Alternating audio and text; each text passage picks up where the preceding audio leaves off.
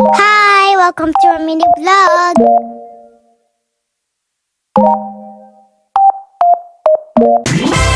Hello mga Mars, ito ngayon ka-4th day namin dito sa Thailand mga Mars at papunta nga kami ngayon sa Chatuchak para tignan, gumala, tsaka mamili na rin ng pasalubong mga Mars. Bungad pa lang may kita mo na kaagad 100 baht shop pero babalikan natin mga Mars. Dito sa bungad din talaga, marami rin talagang kainan mga Mars agad. Nakita nga kaming kakaiba dito mga Mars, yung parang ice candy, Thai ice ang tawag nila. 10 baht yan mga Mars. Nakita ni Ate Arya, bumili siya kaagad dahil ang init nga dito mga Mars. Tinikman nga niya, tinanong ko siya, sabi naman niya masarap naman daw yung flavor na napili niya mga Marcy. Actually, 2 beses siya bumili niyan mga Marcy. Diyan 10 baht, sa loob mga Marcy 7 baht lang yan. Dito di kayo magugutom mga Mars kasi kaliwat kanan makakita ka ng pagkain. Tapos dito rin kami nakakita ng mga ganyan mga Mars. Yung nakikita ko sa TikTok mga Marcy. Gusto ko nga sanang itry yan mga Mars para sa experience lang. Pero sabi nga ni Daddy wag ko na daw itry at baka ma-hospital pa daw ako.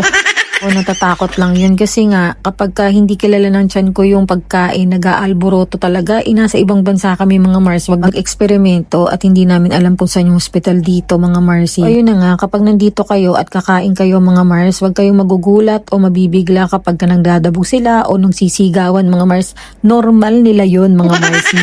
Yung unang kala nga namin may nag-aaway, yung pala normal nila yun mga Mars. O siya, mabalik na tayo dito mga Mars. Kumain nga muna kami kasi before lunch kami nagpunta dyan at talagang super init. So, bago lumibot, syempre kailangan muna namin kumain para hindi nangihina mga Marcy. At kapag gutom ako, alam ng asawa ko yan, ako, aawain ko na naman siya mga Mars. Patuwa lang din yung nag-serve sa amin mga Mars. Marunong siya magtagalog. Philippines, mahal kita! Thank you. Thank you! Hey, this too big. Tubig! Do this. Kamusta?